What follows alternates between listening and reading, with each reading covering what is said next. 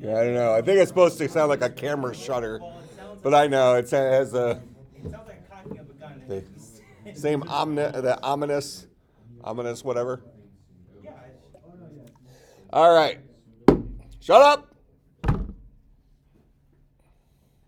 right, everybody has a virtual machine up and running. Blah blah blah. Went okay for everybody?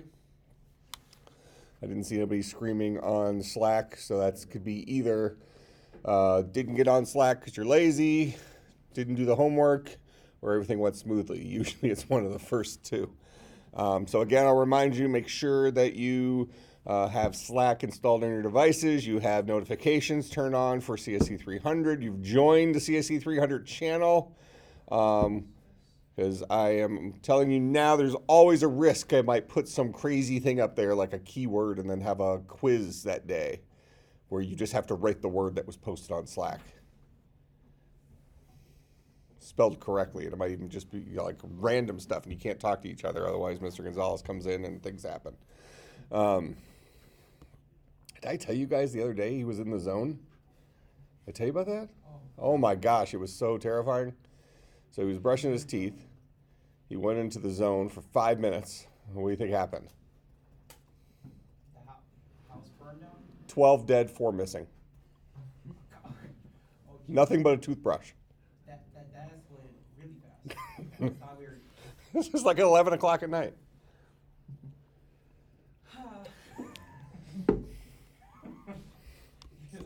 Oh, you haven't met Mr. Gonzalez. He's an elf on the shelf stuffed doll. So, what does he have living at his house? It's a Siberian tiger.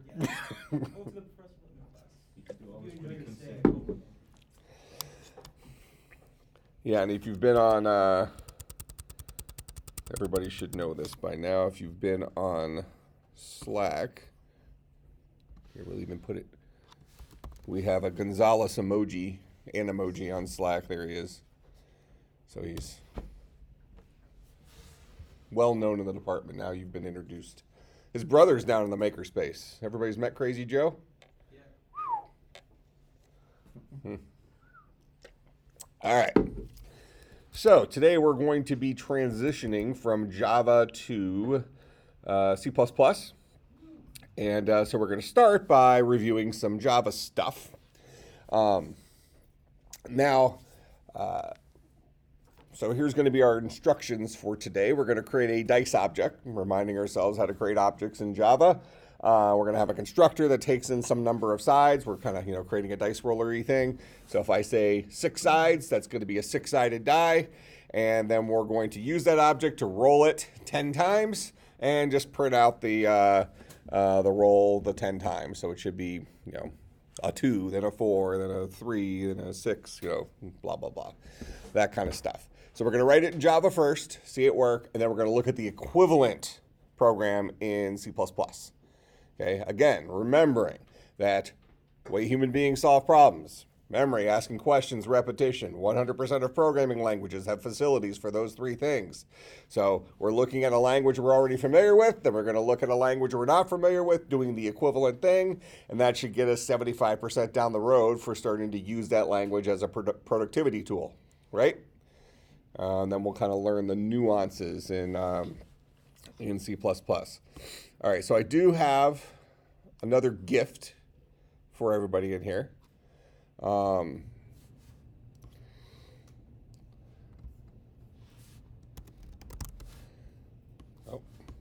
That's not my password. That's Brocker's password. We got cameras back there.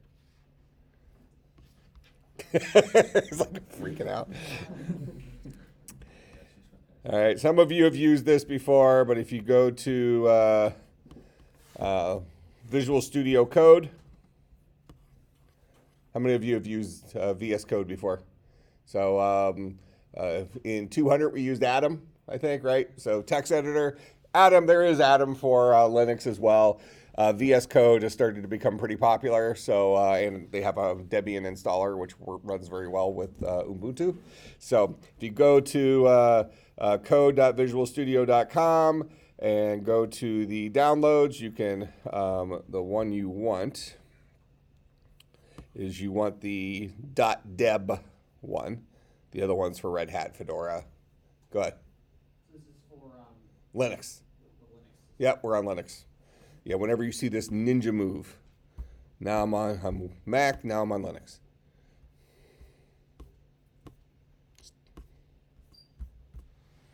All right, so you might download it, and then after you download it, it'll probably pop up and say, do you want to install it with the graphical installer for Ubuntu? I hate using that, so I say no, I just download it. And then what you do is you, wherever you put it, so I think I have it in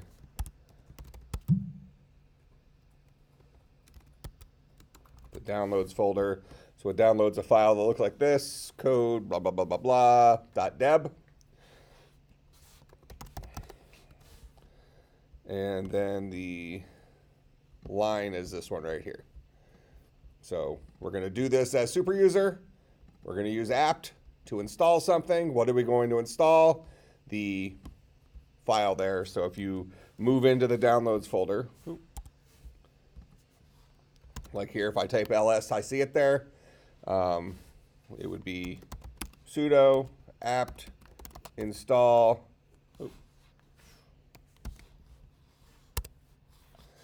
And then the / says look in the current directory.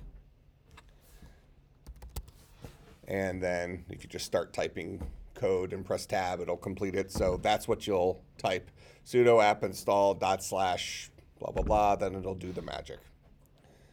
All right, and once you have it, then when you click on this grid thing down here, I think you should be able to type in code and it'll show up there. And then you might want to right click on it and say add to favorites. I already put it on my favorites. If you don't see it listed there the first time, sometimes it doesn't get populated in here until you run it once. Then out here from the command line, just type in code and press enter. It'll launch it the first time. From that point forward, it'll show up in here, or you'll see it launch the first time. You can just right click on it out here and say add to favorites. And now you have a friendly text editor for working with in Linux. That isn't to say that don't get comfortable from the command line. Text editors for quick script edits and things like that. But this class is focused on the programming aspect of using Linux, not necessarily the server management, system administration side of it. So this would be preferable for a programmer to use a reasonable tool. There are some other tools that'll actually make it even more convenient to do C++ stuff, but I do want us to get used to using the command line tools for compiling and things like that. So we're going to use just a traditional text editor that does some nice code highlighting and stuff like that for us. All right, make some sense?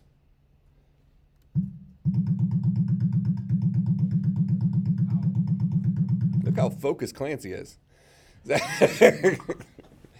Man, he was in the zone. Could clear out. All right, so go ahead. How do you get? Because I'm having trouble trying to get online by Ubuntu. Well, I think the default for Ubuntu is there's a thing up top for. It only says wired connection for some reason. Well, that's because if you're on, I mean, make sure because you're virtualizing it, right? Yes. Okay. Yeah. So make sure your host operating system is online. Yeah, it's that Ubuntu magically uses your underlying internet connection to connect to the internet. Right. So make sure your Windows machine is on the internet. Okay. Then Ubuntu will work. That's why it says wired connection. It's like created this like fake network. Yeah. Yeah, you don't need to do anything with Ubuntu to. Yeah. I'm always throwing it out. Can you go over again how to install it? No. You just have to reload Ubuntu. Did you download the file already? Mm-hmm. Okay, where did you put the file? In downloads? Yeah. Okay, yeah, so if you do cd little tilde thing there, Okay. slash, and then just start typing downloads and press tab. It should fill it in for you there. I'm not getting that for, oh, there we go. Got it? Yep. Alright, so I'm Now gonna- if you type ls, that's a directory listing, you should see the file sitting there. Yep. All right, then now you're sitting in the same direction as the directory as the file. You didn't have to go to the directory. You could have given it the full path where it was, but this allows you to type in this identical command. So sudo says do this as superuser. The program we're going to use is apt. The directive we're going to give that program is called install. And what are we installing? Dot slash, and then just start typing co and press tab, and it'll type out the rest of that thing. Yeah. And then press enter, and then it'll do some stuff. It's telling me that I cannot get the lock. It's saying. Oh, okay. Yeah. So if you get the weird lock thing, then do this sudo app update. If you get that weird error that says, there's some lock because are you sure this isn't being used someplace else? Do sudo apt update. It'll ask you to put your password in. We had one student ask me about this. When you type in your password, you're not going to see it echo back to you. So just trust that your password is being typed in, and now it's doing its, it'll actually update its directory list and stuff like that too. So it'll have the latest, greatest version of all the packages. But that releases the system lock. So at that point, you're able to do that command. It'll work afterwards. Good. Does the tilde just get you to the most recent? Tilde is like a synonym for my home directory. Okay. Yeah, that's so wherever you are in the system, if you want to just get back to your home directory, tilde takes you there. You could also navigate to that by, starting with, I can go to cd/, which is effectively the home directory, the CC directory, and you'll see all this weird Linuxy stuff, bin directory, boot, blah, blah, blah, blah, blah. So inside here, we have a directory called home. Inside there, we have a directory, because I'm virtualizing it, called parallels. Inside there, I have my home directory. So this directory right there is the same as that directory right there, cd tilde. And that's a Linux thing, not an Ubuntu thing. So the tilde directory is synonym for get me to my home directory quickly. You could also use it to, so for instance, if I wanted to do this command, where are we at here? This one for that we show Clancy, and I was somewhere else on the system, I can say sudo app install tilde slash. Won't that let me do that?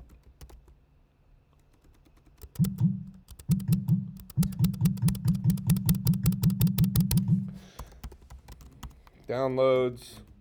I'm surprised it's not letting me fill that in. Interesting. Yeah, well, whatever. I can do /home /parallels /downloads code and do it that way. I just thought I could use the tilde in part of the inline. I bet you it'll work. It just won't do command completion for it. Okay. So let's start. I'm going to go into CSC300. I create a folder for class. And then we're going to go ahead and create a directory. I already have the C++ version here we'll look at afterwards, just to save some time. So I'll say make directory, dice, roller, Java, since we're looking at a Java version of this guy. All right, so I have a directory there now. And we see this directory. Now I'll go ahead and use Visual Studio Code to create my my files. So I'll open Visual Studio Code here. I'm going to say new file. And I'm going to go ahead and save this file inside of my dice roller Java directory. And we're going to call this guy dice.java. Ooh. So dice.java, because we're going to create a dice class. And remember, our Java name has to be the same as the class name. So there's dice.java. So I'll say public class dice. And everybody, can we read that? Big enough font? All right, so public class dice. Then we have our fields. Remember, all classes are made up of three things: fields, constructors, methods, right? So we're going to have our fields. These are our attributes, and we make those guys private by default and loosen the reins if we want to. So we're going to have a private field here, maybe called sides, for the number of sides that this particular dice object has. All right, then I'm going to create a public constructor. Constructors in Java match the name of the class. So public dice, this guy will take in sides as a parameter, and we'll set this dot sides equal to sides.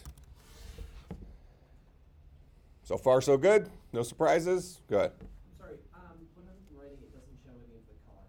Doesn't who what? Sorry, is there, so it's not showing the color on the letters. Save it first. Save the file as dice.java.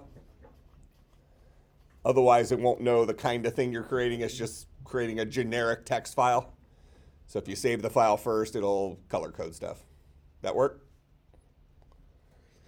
No. Make sure you called it dice.java. You got the .java part's the magic. The very first thing I did when I created the new file is I saved it and I named it dice.java. And then it'll do all your indenting stuff and things like that. But it figures out what language you're working with based on that MIME type, the extension of your file. So if you would have done this as dice.py, it would have done Python style indentation and that kind of stuff. That's what VSCode does. That's what Atom does. That's what Sublime does. All the different, programmer-centric text editors. Keep in mind, these text editors are Notepad on steroids, right? All they do is edit text files. They just give you a little bit of a help for programming-y type things by doing the right kind of indentation that you're comfortable with, or that you would have to do on your own. And they do a little color coding stuff. All right, so there's my constructor for dice, and then I'm going to have a method called roll. And this guy will roll the dice. Now we're going to need to generate a random number. Anybody remember how we did random numbers in Java? Go ahead. You have to import the random class. Random class. So I'll go ahead and I'll import java.util. Actually, I'm interested in something here real quick, because I actually haven't used Visual VS Code before. I always use Atom. So I'm going to say random r is equal to new random, give myself an instance of the random class. Yeah, it doesn't know that I haven't imported that. Remember, if we do this on like Android Studio or Eclipse, it'll underline this guy in red, and then you hover over it, and so I'm gonna have to say import java.util.random to import that particular library. If you aren't sure if you need multiple things from java.util, you can either import them individually, or you can cheat and just say java.util.star. I promise your executable will be much, much, much, much, much larger if you do that, but who cares? But let's say appropriately, you should only import the classes that you're actually going to use. All right, so I have java.util.random available to me now. So I'll create my instance of the random class. And remember, the random class has a version of it where I can ask it for next int and give it a single parameter, and it'll give me a value between 0 and that number minus 1, right? So I want a number between 1 and sides. So I'm going to go ahead and return r dot next int this dot sides. That's going to give me a number between 0 and sides minus 1, and then I'll just add 1 to that.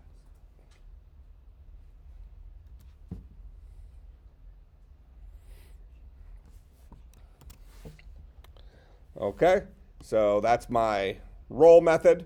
So my dice object has a single field called sides that's going to remember the number of sides for this particular instance of dice. my constructor is going to take in a number of sides for the dice we are building, and it's going to construct a dice with that number of sides by setting this dot sides, the field associated with this instance of dice, equal to however many sides I passed in. Remember, all variables resolve to their most local definition.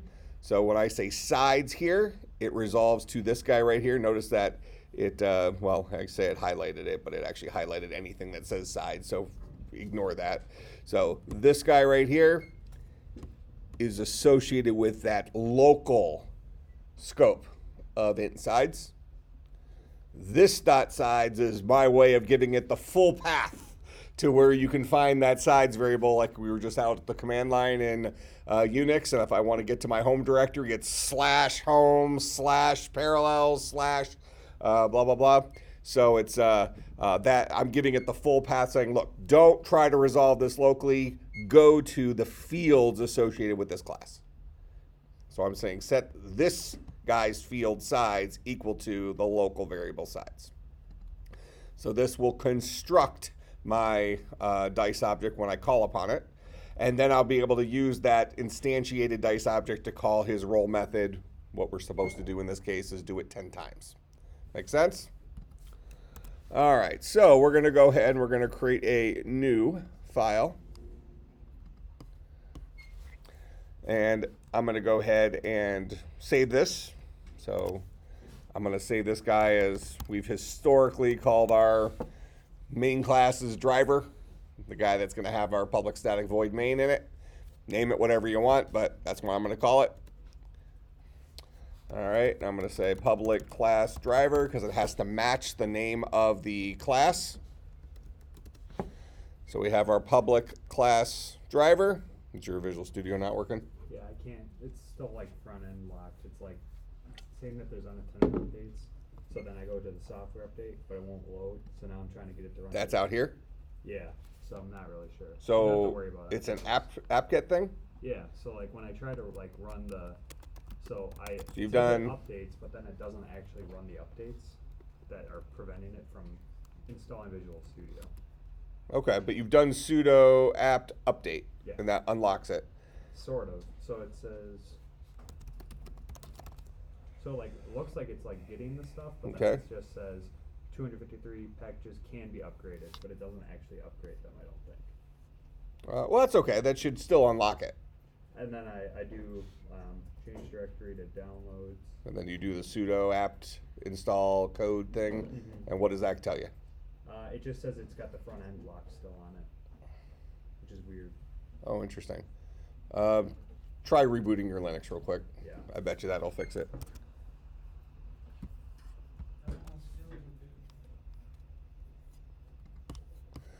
All right, so we have our public class driver here. We'll create our public static void main string array elephant.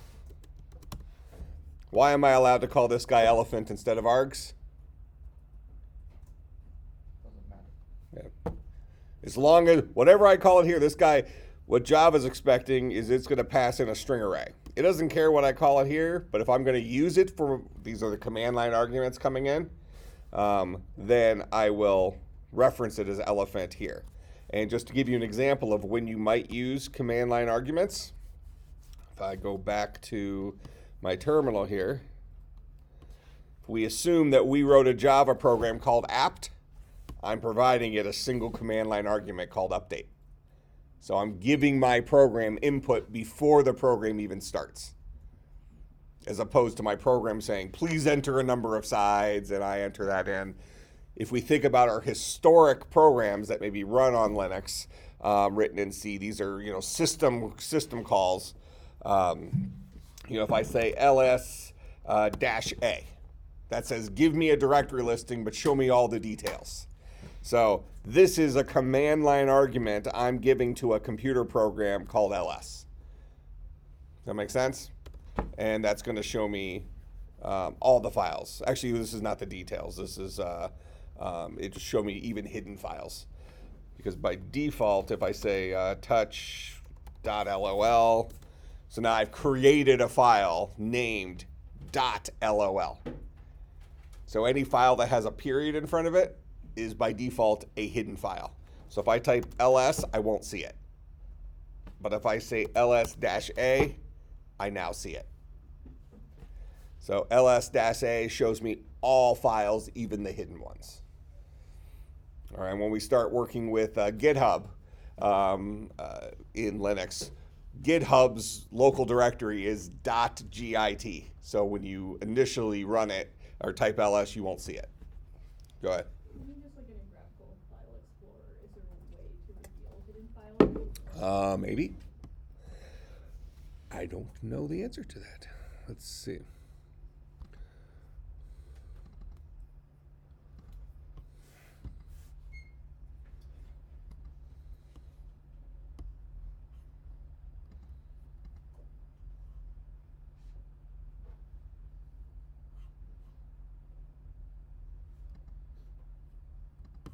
That doesn't seem to be it. My guess is probably, but I'm not sure how.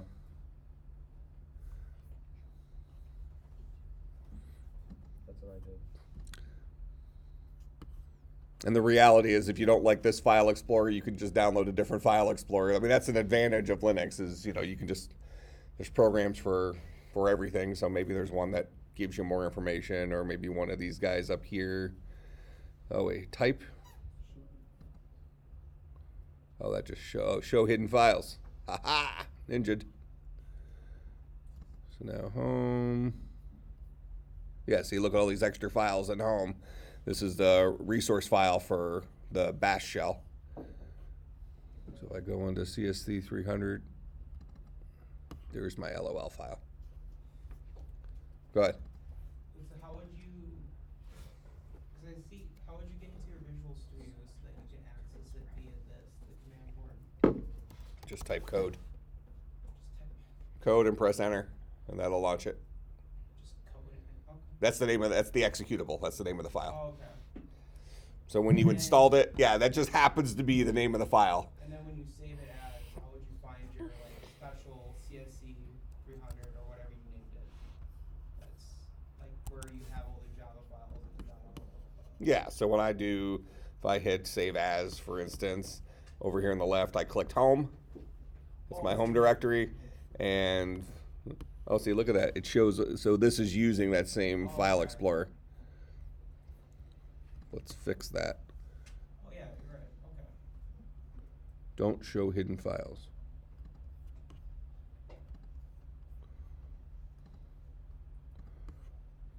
Well, no, we're destroyed forever. Probably the next time we launch this, it'll... So you just write code. What was this? It's code. Just code. Just code. Okay. And that'll open up Visual Studio. After you've installed it. If you haven't installed it, it's Well, not yeah, going to... No, I see it. Okay. All right, so public static void main, we usually go ahead and just make sure we have a working program. So system.out.println, hello world. I'll go ahead and save this. I think last class I had installed the JDK, right? So one thing you can do here is if you're in, so if I do ls here, I'll go into my dice roller Java folder. So there's my driver.java. So if I type in javac driver.java, the first time you do that, if it doesn't know about the Java compiler, that's what javac stands for, Java compiler, it'll tell you to use sudo app install, and that's like JDK, blah, blah, blah, blah, blah, blah, blah. So type that and install it. After you do that, you'll have the Java compiler, run it. If it doesn't scream at you, you know everything went okay, at least from a syntactically correct program. If I type ls, I'll now see a new file that was created called driver.class. And now I'll run that using the Java virtual machine, which is just called Java. And I say Java space driver. Here, I can stretch this out here. Java space driver, and there's my hello world. All right, so we have a working Java program now. All right, so now what we were going to do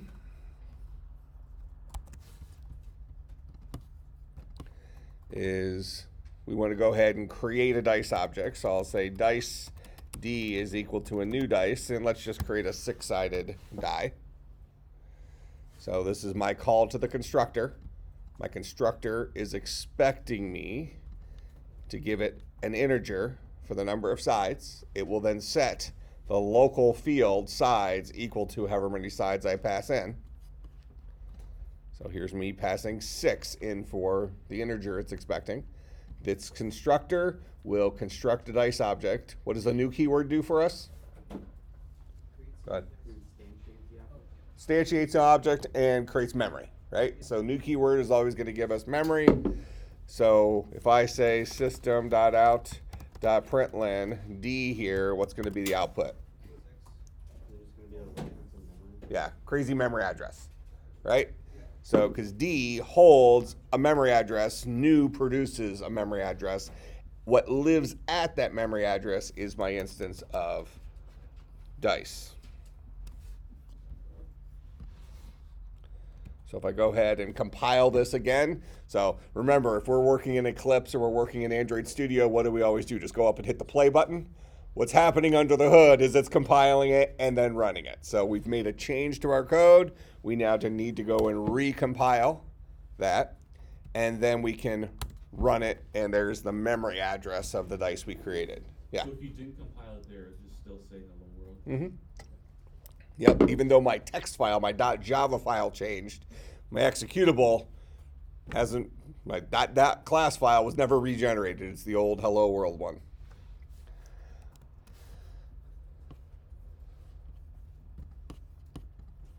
All right, but if I say d.roll, now I'm calling upon one of the abilities of the instance of dice that lives at that memory address. Now I'll get some random value between 1 and 6. But if I don't, to your point, if I don't recompile it, I just run this guy again, I still get the crazy memory address. I have to compile it again, and then I can run it, and there's my random dice. Okay? Now we decided we want to do that 10 times. So I'll wrap this guy in a for loop for int I is equal to 0, I is less than 10, I plus plus.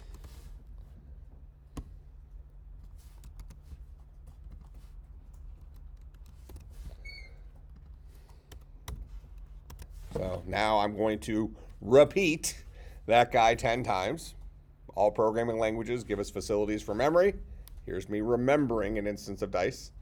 Facilities for asking questions. I'm not actually, well, I am asking one question here. Here's my Boolean expression is I less than 10. And repetition. So here's my loop for repetition. All right, so this is going to do something 10 times. Again, if I forget to recompile it, I just run it again. I'm going to get the same thing I got before. It's only doing it once. So remember that when you get weird behavior, it's because you've forgotten to recompile. You're going to need to get into this cadence of using the command line and saying, I need to recompile it first, then I need to run it. Up to this point, we've been coddled, right? Hit play button, magic happens. All right, so we'll go ahead and compile that. Now what I'm doing here is I'm pressing the up arrow that allows you to go back through previous commands. What you can also do, if you, let's say you typed a command 20 minutes ago, Clancy here is kind of debugging his install and he has made some changes to his machine. He wants to go back and do a command from a while ago. He could type in history like this, and it'll show you a whole bunch of past commands. Now, you can imagine if you've been running this for a while, you're going to have a lot of commands in there, right? Okay. But if I want to compile this guy again, I see, oh, here's the guy that I want to actually do. We'll just pretend like it was way up the list somewhere. I can actually repeat that by saying exclamation point followed by the number in history. And that will recompile it for me. Okay. Similarly, let's say that I kind of roughly remember what the line was. I can type in history, and then here's this vertical pipe. So I can say, instead of history, the output of that program going to the screen, I want to send that output. I'm going to pipe that output into another program. So we're chaining programs together. And I'm going to pipe it into a program called grep. And grep allows me to search for a keyword, let's say. So let's say that I know I wanted the command that had the code thingy in it. So I could say history, pipe the output to grep for code, and it'll just show me the lines that have code in it. Make sense? We starting to see how powerful Unix command line is? All right, so again, this is built-in functions. Grep is part of the original Linux distribution. It's been there forever and ever and ever. I guess I'm not positive it was there day one, but it's been there for a few minutes. All right, it was there day one when I started using Linux, and I don't remember what kernel version it was that I used in Linux, but it was an early one. Go ahead. So, the history function looks for collection of characters. Well, history show that program, that's some program somebody wrote that they've already compiled and it's part of the system. That program shows you the commands you've typed in this terminal window. So I've typed in 168 commands in this terminal window, including me typing in history right now. All right. 168 is enough things to look through that I could kind of spin through, but it would be a little inconvenient. If I want to search within that, I use the vertical bar. I pipe the output of history into, for example, the grep command. This would be like a common 1-2 punch. History piped into grep, and then I can just do a search for javac, let's say, and that'll show me all my calls to javac. Alright, so grep is like a word search, essentially. Yeah, it's a program that searches an input text file for words. And those two guys, I have one thing that produces output, and I have another thing that takes input and does something with it, producing new output, and I can chain those two guys together and do cool stuff. Go ahead. Would clear get rid of all the command we did? Well, if I type in clear, it'll clear the screen here, but history still has stuff in it. Yeah, so it doesn't clear that, but it gets me a less messy screen.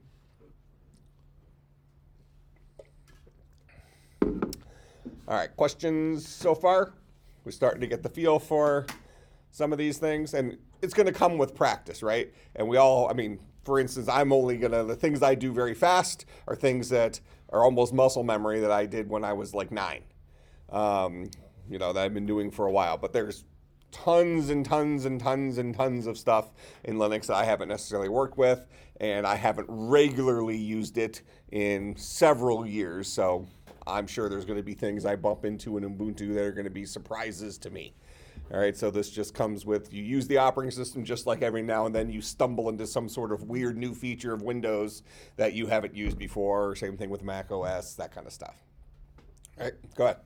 So I know in Windows there's a way of running terminal as administrator, and that was something when setting this up I had to type sudo a lot. Mhm. Is there a way to run terminal in Ubuntu? Like to be the administrator all the time?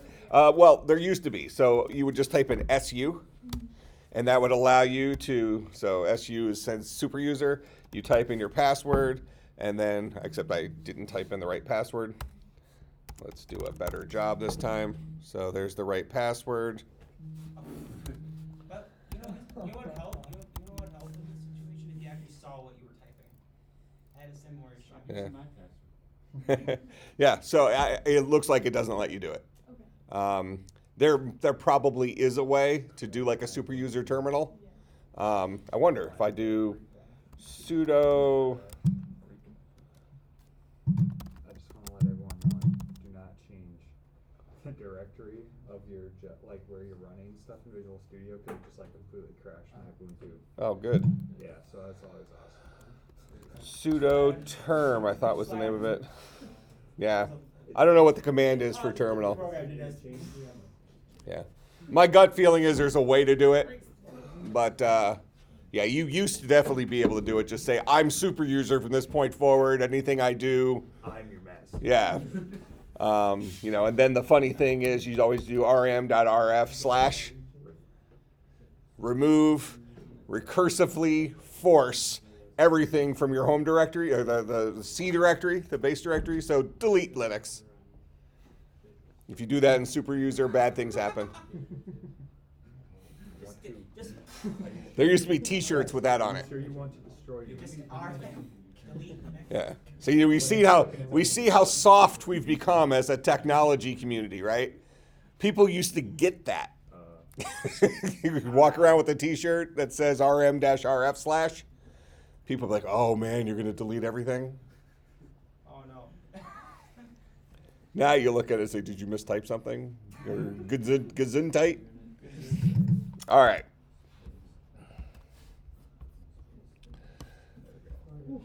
All right. So, I haven't actually compiled this guy yet. Shut up. I haven't actually compiled this guy yet, so I'll go ahead. Actually, let's just see where I am. Am I still in the world here? So I'll compile driver.java, and then I'll run that. And there's my 10 rolls of my single dice. I generated one dice object, and then I rolled it 10 times. I didn't generate 10 objects. I generated one object and rolled that one thing 10 times. Make sense? All right, then the last part of what we decided we were going to do is ask the user for the number of sides, remind us about user input. So how do we do user input in Java? A bunch of different ways we can do it, but what's a relatively common way if I want to ask the user for something?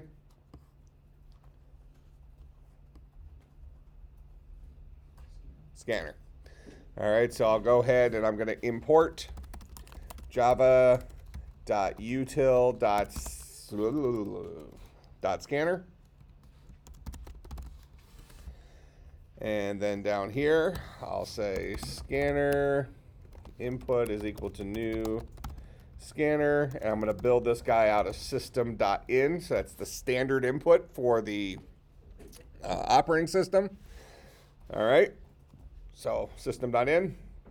Then I'll write something out. I'll say system.out.print.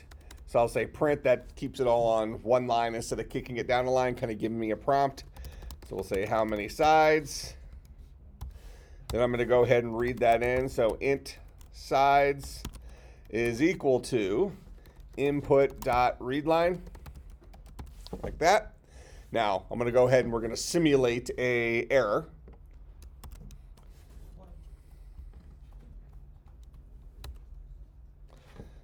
So it says cannot. Is it next line? Maybe it's next line. That's not the error I wanted it to get yet.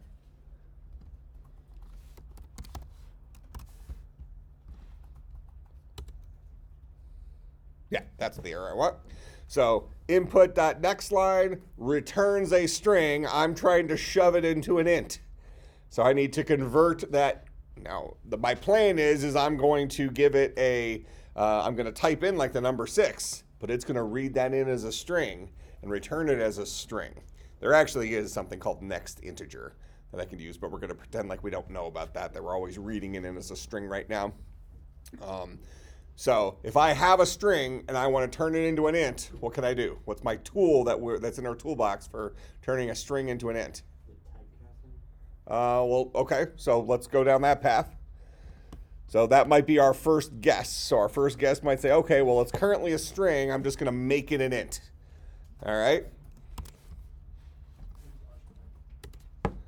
Okay, still not happy. String is an object type. Ints are primitive types. Yeah, we can't just squeeze it into there. Although, having said that, if we think about the Python language, it effectively works that way, right? The Python language has a function called int that you just say, make this an int. Swift, you can just typecast it from a string to an int. Go ahead. Wait, isn't there the capitalized version of integer? Yeah. So remember we have integer.parseInt. Yes. So we have the integer class that has a tool inside of it called parseInt that we can throw a string into and it juices it into the integer value. And if we want to remind ourselves here, I'll do Java integer, and this will bring up the class reference for that guy. There we go. So we'll come all the way down here to parse int. Here's parse int. This guy takes a string as a parameter and parses that string argument as a signed decimal number. So, you know, I say it juices it into. Now, well, wait a minute. Over here, the static. What does static mean? Class method or instance method? Class method. Because we see static. How do we call class methods? Using the name of the class in which the method was defined. What's the name of this class? Integer. So we'll come out here and we're going to say integer.parseInt, and that guy expects me to pass it a string. What string will I pass it? I'm going to pass it the string that's read in by input.nextLine. Make sense? And I'll store that inside of a variable called sides. I didn't have to put it in a variable if I didn't want to. And then instead of putting a 6 here, I'll put in whatever sides is. User gets to pick the number of sides, will then generate a single dice object with that number of sides, and then roll that dice object 10 times. We're not generating 10 different dice objects. We could. Nothing prevents us from generating 10 dice objects, but that's not what we are trying to do here. We're going to go to Walmart, we're going to buy a single dice, and then we're going to roll it a bunch of times, roll it 10 times. Okay?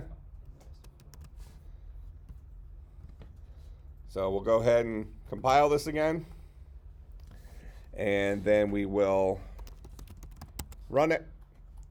It's going to ask us for a number of sides. I'll go ahead and give it, let's do 20 sides. Probably should have put a space there, but you know, life goes on. And there it rolls my dice 20 times. Wait, 20 times? Well, sorry, 10 times a 20-sided die. If I run this guy again, though, and I type in hello here, that integer.parseInt tool is going to try to juice hello into an int. And what do you think is going to happen? If I tell you to give me the integer version of hello, what would you say? I don't know what you're asking me to do, right? Okay. So it's going to scream at me and say number format exception. You asked me to turn hello into a number. I don't know what you mean. It's kind of like trying to juice a brick. I guess if you have a powerful enough juicer, you might be able to do it. There was that old YouTube video of, will it blend?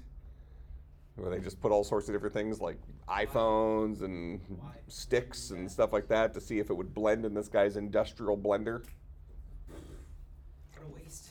Most of the things did. Okay. I'm just getting rid of this iPhone. Is that really, so the deal of like, that wouldn't be a bad thing if you passed it string though, because you don't need it like typically, like, cause when you think of it, you want it to be like an app that you can use for pretty much anything that you need it for, but if you're just doing sides, it shouldn't really matter in this case, right?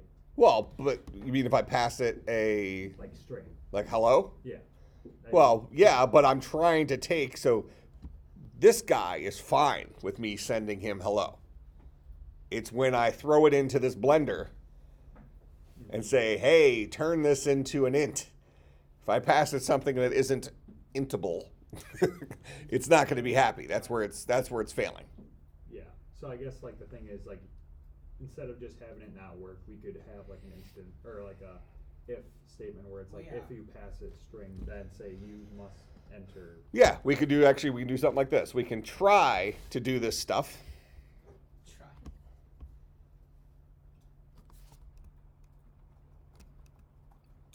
We'll just throw just that one line in there for now. I can try to do that, and then I can catch an exception, and then we could do like something like you could say system.out if you want, but I'm going to do system.err. That probably color codes it in red.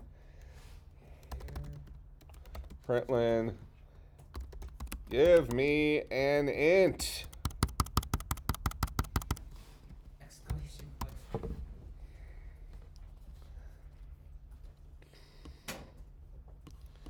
All right, and then what we'll do here is I'm going to create sides before this, and I'll just default sides to 6. and then we'll try to modify sides to be whatever the user types in. So sides by default is 6. We will try to do something. What are we going to try to do? We're going to try to ask the user for a number of sides and hope they give me something numeric. If they don't give me something numeric, then this guy is going to catch the exception rather than my program just crashing. It'll catch the exception. I'm now given the opportunity to do something here. I can do logic. I can ask them to enter it again in a while loop, something, whatever. Or I can just yell at them, and then I'll continue on with my program where sides will default to 6.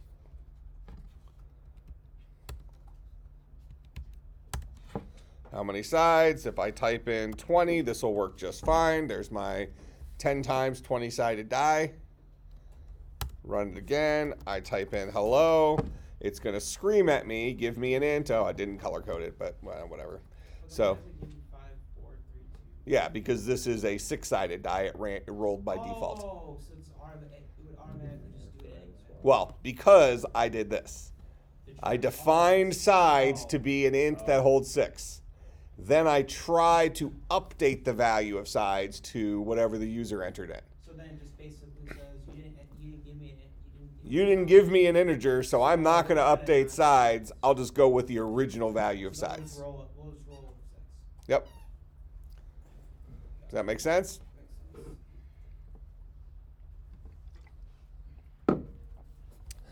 Okay, so questions about the Java program there.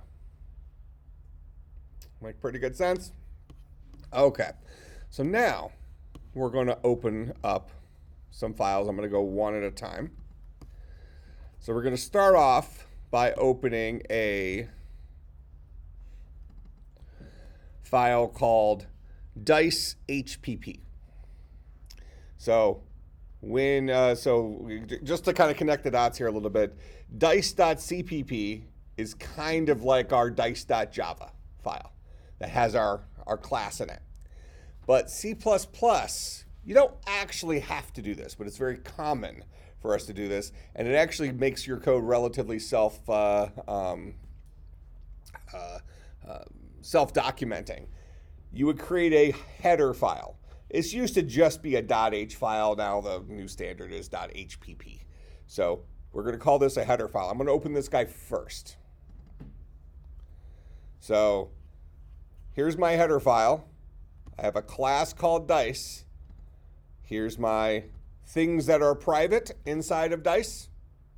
So I have an integer called sides in this section labeled private.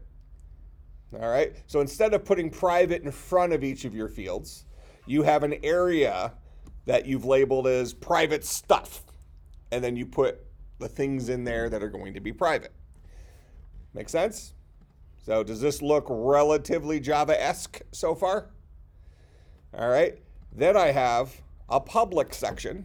I'll just remind you real quick, if we go over to driver.java, I had dice.java, third time's a charm. I have a private int called sides, and then I have 2 public things, a constructor and a method. So far, so good?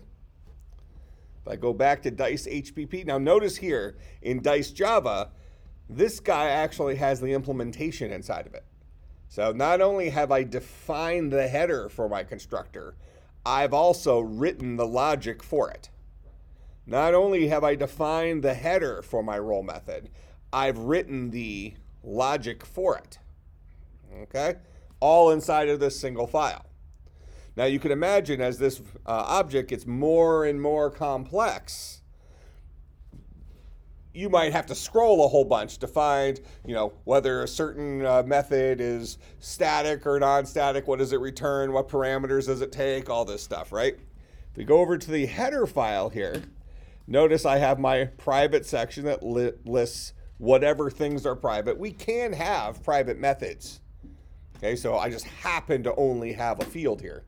So I have my private thing, which is going to be an integer. And then I have 2 things under public, just like we did in Java. I have a constructor, named the same thing as the class, takes in a number of sides. Then I have a method called roll. How do we know this guy's a method? Parameter, yeah, the parentheses, parameter list. All right, and he's going to return an int. These guys are both public, and these are just the headers.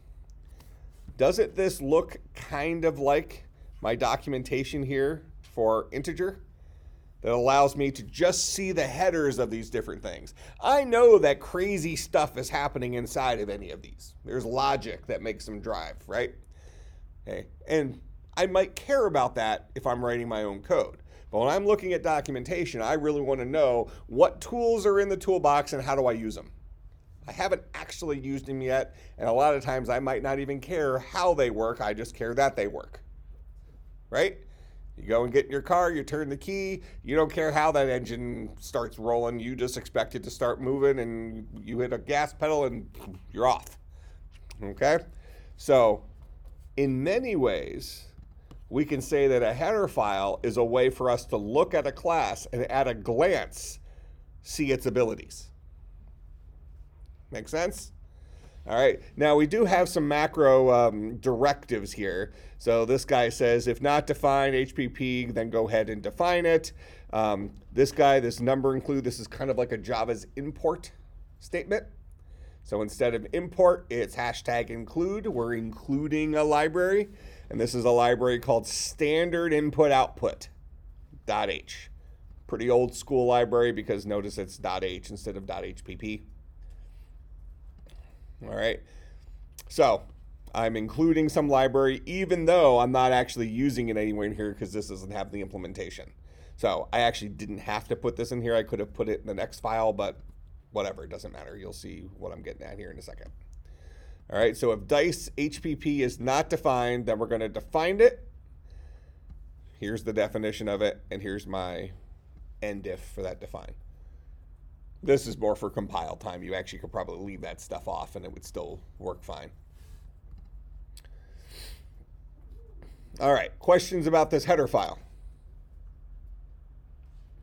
Go ahead. How much of that stuff was generated when you didn't write it? Well, I wrote all of this, but if you use a IDE for C, you probably would get this top part generated, this bottom part generated, and then you might get like the private and the public sections generated for you that you have to then fill it in. But I wouldn't count on any of it. It wouldn't be generated by the language. It would be generated by whatever power tool you were using to, your IDE or something. All right, so let's look at our next file. Let's look at the implementation of this dice class. Okay, right now we effectively have documentation for this dice class. This would be called the header file.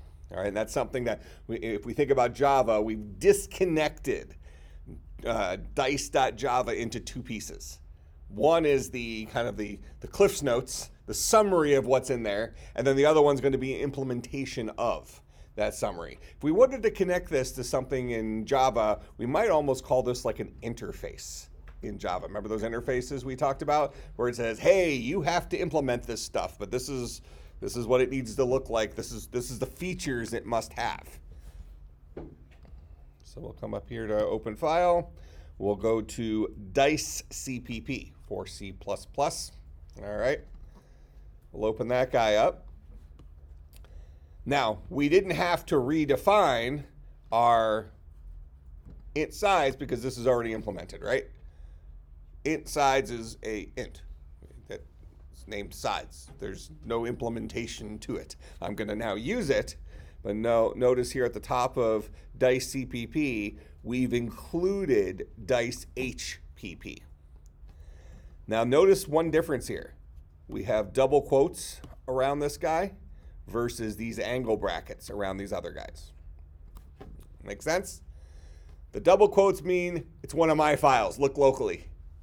The angle brackets say this is part of the C++ library suite. Not something I wrote, it's something that's available to me that I want to bring in. So I'm going to import standardlib.h. I'm going to import time.h, even though it's pound include. That's the equivalent to Java's import. Make sense? But before I do that, I'm going to say I'm going to include, actually, you could do these in any order because you just have to make sure this here happens well before you do this stuff. So I'm going to include dice HPP, and that gives me my effective, my starting framework for filling out this implementation. All right, so then these guys give me some features. We'll talk about it as we go, but we're going to need those, just like we needed to import random in our other program, and we needed to import util scanner in our other one. Same thing. All right. So now I'm going to implement the constructor. So I'm saying I'm going to implement something from dice. So this dice : says we're going to add an implementation to something we got from up here. What am I implementing? I'm implementing the constructor dice int size, which we defined right here without an implementation. So I'm going to now add the implementation to that guy. And what do? I set this dot sides. We'll talk about the arrow here in a second. Okay, we set this dot sides equal to my local variable sides. Make sense? And then what this guy does is this initializes my random number generator. All right, so let's talk about this constructor a little bit. If we were dealing with Java here, we would have said this dot sides is equal to sides, correct? Right off the bat, we're seeing these two languages look a lot alike. And the dot notation does exist in C++. The reason we're using the arrow here is because of what this is, what the this keyword is. It gets generated for us, but we have two different syntaxes in C++. And let me actually do this over here. So this gets back to the idea of pointers. What's a pointer?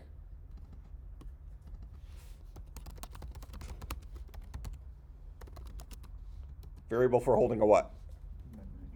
Memory address. So pointers are variables for holding memory addresses. And remember when we talked about Java, well, in 200, when we talked about the kind of the evolution of our languages, we talked about one of the things that Java did is it removed a special syntax for pointers. We see pointers all over the place. We saw a pointer today in Java. When we printed out the value of R for our random object, we got the crazy looking memory address. That's a pointer, right? It points to some place in memory. But Java took away a syntax for specifically working with pointers. C++ came before Java. It has that syntax, and we'll be exposed to it. We'll be doing some stuff with it, actually quite a bit of stuff with it. That's the reason we use C++ in here, is because we get a lot of, we're going to be working with memory a lot, and we might as well directly work with it in the most dangerous way possible. Just have fun, right? So we're dealing with pointers. So if I'm giving you some examples here, int, actually let me just do it out here at, well,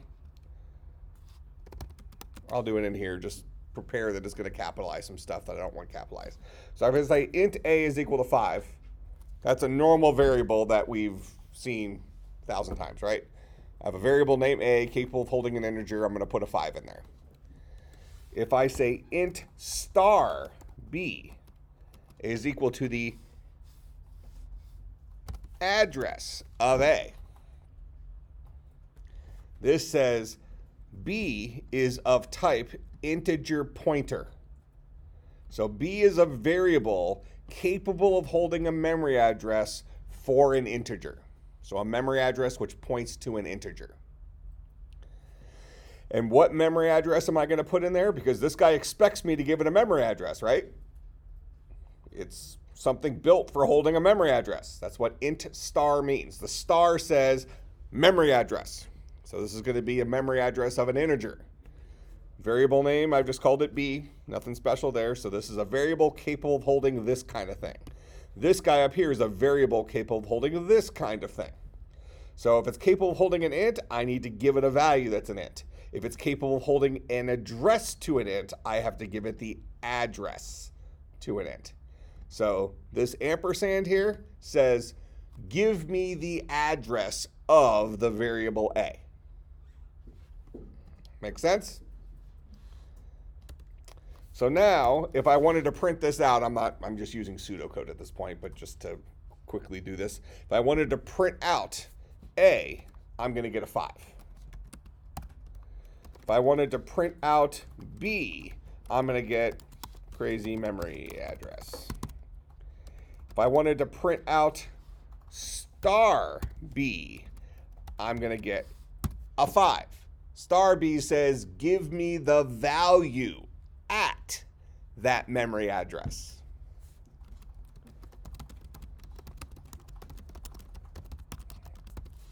That's what the star before it says. Give me the value that lives at that memory address. Print ampersand A is going to give me crazy memory address. This says, give me the address of the value, the address of A.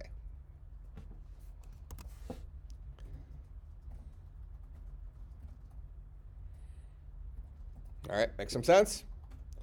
So now, in C and C++, well, we can't really talk about objects in C because it's a non-object oriented language. It's a procedural programming language. But in C++, we can use dot notation as long as what we are dealing with on the left is a value. All right, so let's just pretend A is some kind of object type, even though I've defined it as an int here. I would be able to say A dot do something, and that's allowed because A is a solid thing, okay? But I can't say B dot do something because B, the value of B is a memory address. So I have two options.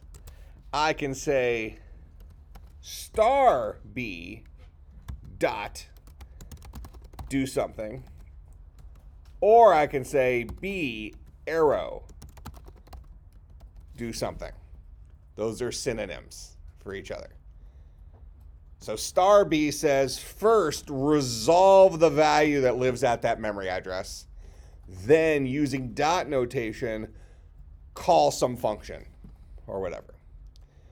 Otherwise, if I know I'm dealing with a memory address that has a solid object at the other end of it, I can use the arrow notation to conveniently, so we'll call this syntactic sugar, to conveniently resolve B to its value, to the value that B points to, and then call one of its features. Make sense? So that arrow is syntactic sugar for avoiding having to do parenthesis, star, name a variable, close parenthesis. You'll need the parentheses in there because otherwise it won't know the order of operations. So if you never want to use the arrow, you don't have to. Just be prepared to put some extra parentheses in there. Otherwise, it's a shortcut. That make sense? That's what the arrow is. Now, if you remember way back when, I used to tell you that pointers scare beginning programmers. Okay? It's because the second you start seeing hexadecimal addresses and things like that, you get all shaky and intimidated and stuff like that. Don't let this intimidate you either. This is just syntax rules, right? No different than dot notation before, except Java would automatically resolve the memory address to the solid object and then let you use dot notation. C++, that falls into the category of Java took away some of the extra stuff we had to type in C++. And Java also took away the special syntax for dealing with pointers. So we can't say star something in Java. We can't say ampersand something in Java. Java handles that for us. All right.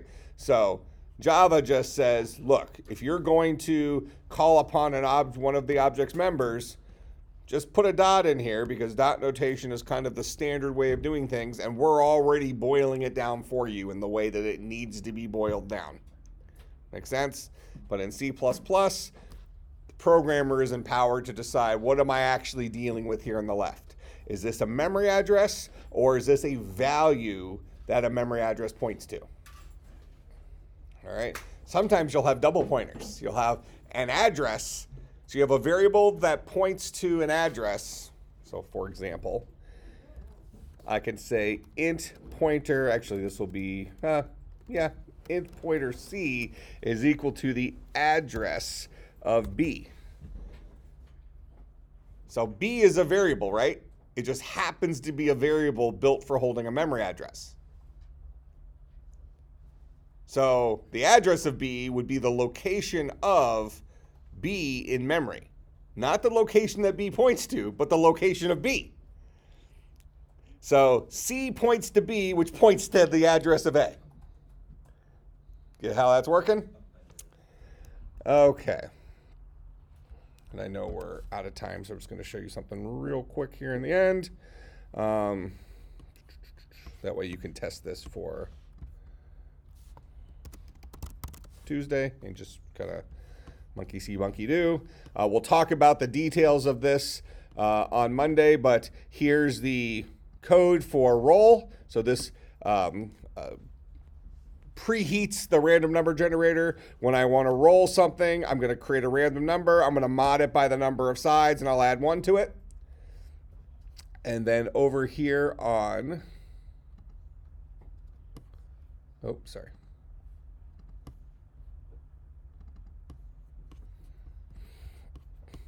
talk about the namespace thing, but here's public static void main string array args, the equivalent of that.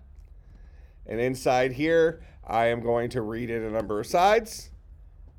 Here's my equivalent of scanner. Here's me creating my instance of dice. This is string to int, equivalent to integer.parseInt, STOI, string to int. Here's me doing something 10 times, and I'm printing it out 10 times here. All right, so and then to run this, lastly,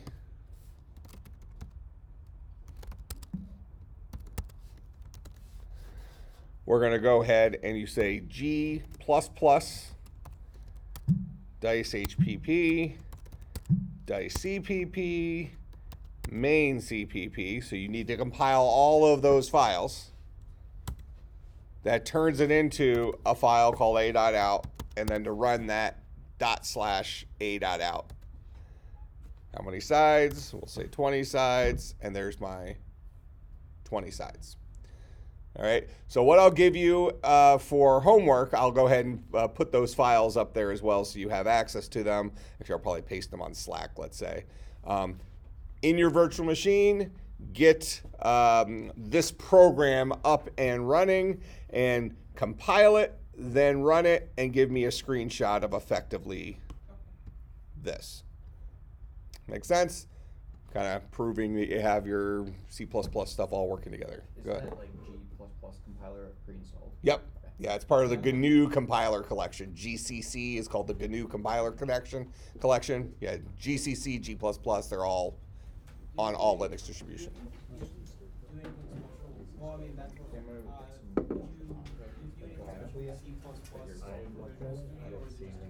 No, we're just using Visual Studio as an editor. It's not connected to C++ at all.